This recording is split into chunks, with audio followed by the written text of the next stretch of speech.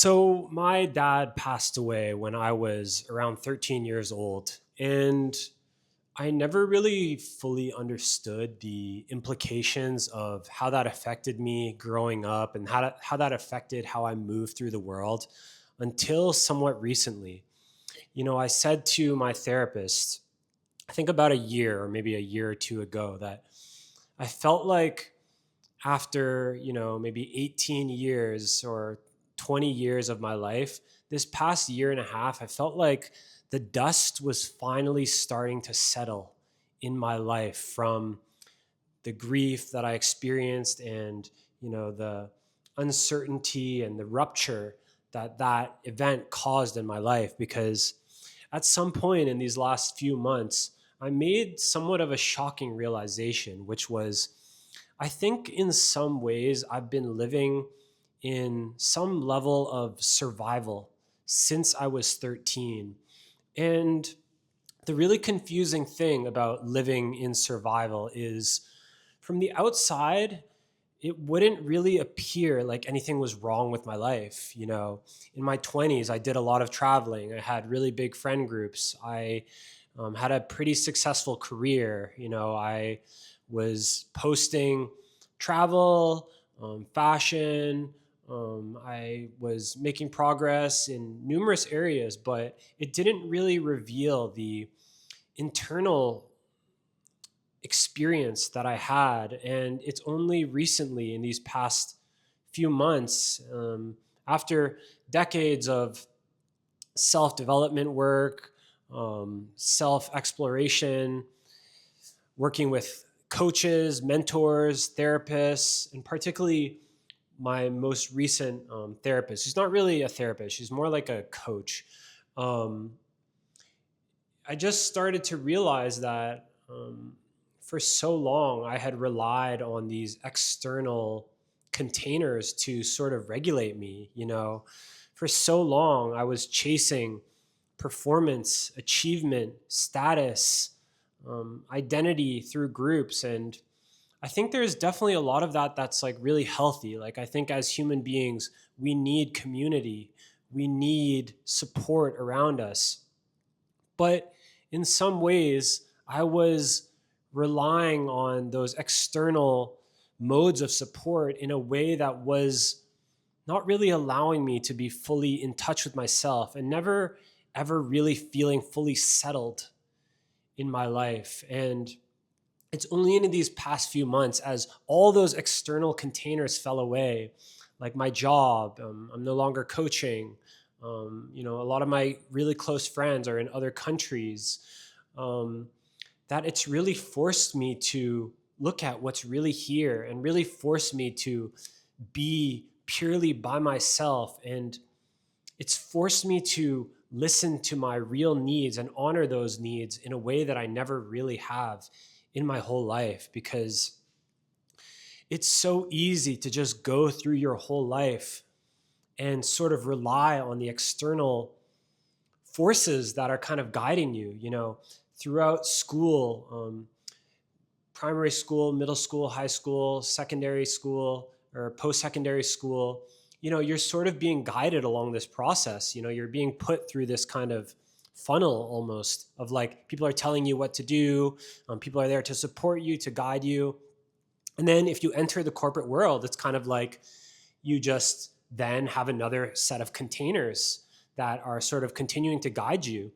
And I think something kind of scary happens when you reach adulthood and you kind of settle into a corporate or whatever job that you have, which is like, throughout your childhood, you sort of have this fear of uncertainty. What am I going to become? How is my life going to turn out?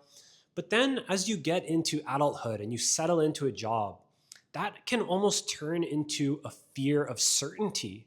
It's like you can see exactly how your life is going to go for the next 5, 10, 20 years. And that is terrifying in its own respect, because I feel like we all grow up with this sense of possibility, and even in your 20s, especially as a young man, I feel like you have this sense of possibility and all the amazing ways your life could turn out. And I think somewhere around the early 30s, it starts to become a bit scary because you start to realize that those possibilities start to narrow and all the ways your life could turn out feel like they're sort of starting to slowly slip away. And right now, with the state of the world, I truly believe that anyone that actually has a job is doing better than most. Speaking as someone who is unemployed right now, and I work in tech, and the job market is honestly cooked.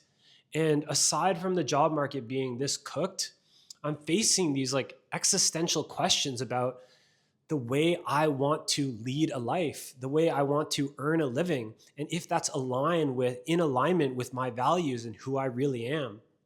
Because, as a kid, you just want to fit in, right? And I think that's healthy and normal. But it can reach a point where you adorn these masks in order to fit in and to fit within society's definition of who you should be. And at a certain point, you can start wearing those masks for so long that you can forget that they're even there. We all adorn a sort of sense of armor to move through the world. I think you have to. This is not the most compassionate and understanding world. We have to be strong. We have to be defended. Most environments are not suited to a depth of interpretation and a generosity of interpretation. And what I mean by a generosity of interpretation is, the willingness to look beyond someone's surface level behaviors and actions to the person they really are deep down. As human beings, one fact of life is that we all suffer in our own ways.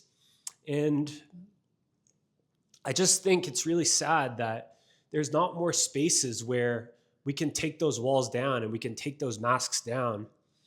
And I think that a rupture can happen between you and your true self. And when I say your true self, it's kind of the self that you were before the world told you who you should be. And I think that if you go deep on this personal journey and this self-actualization journey, you reach a point where you can no longer tolerate that rupture between you and your true wants and your true needs. And honoring your true needs is a truly courageous act because it often goes against the entire way you've constructed your sense of self and your identity to fit within what the world is asking and wants of you, and to fit within the world has decided where you have value. So it's a courageous act, and it's an act of liberation, but it also requires a tremendous amount of grief and courage and vulnerability. And it requires people around you who are willing to see you go through that change, because when you change, the way other people interact with you and the way people have come to know you and come to expect you to behave changes. So it changes for them too. So it truly requires people around you who are comfortable with that change. And that's not always so easy for people. One of my favorite quotes is this quote that the conscious person understands that the world is a mirror and uses that mirror for greater self-understanding and mastery. The unconscious person doesn't see that the world is a mirror and attacks that mirror. So I'm in the midst of this journey of, trying to listen to my needs and, also acknowledging where those needs and what I want isn't in alignment with what's realistic or possible. We all have to earn a living. We all have to find a way to get by. And the world might deem certain qualities or traits or skills valuable, and the things that you truly value, they might not deem that to be valuable. And that's a real reckoning that you have to deal with. And that's sort of the process I'm in now. I'm exploring a different career. I'm moving to a different city. I'm re-examining all the things that I used to rely on that at one point held me up, but more recently have started to feel like a cage. So I think the place that I have landed on and the place where I am the most grateful and have the most faith and surrender is that I feel like for the first time in my life, I'm not running away from myself. Asking these questions about what you actually want and what you actually need requires you to be incredibly radically honest with yourself. And that's not an easy thing to do, because a lot of the things that come up when you are that honest with yourself is the ways that you've let yourself down for a long time, is the ways that you haven't supported yourself for a long time. It's the ways that you haven't listened to yourself for a long time. And there is a real reckoning that comes with that. And we tend to not want to experience negative states. That's natural human nature.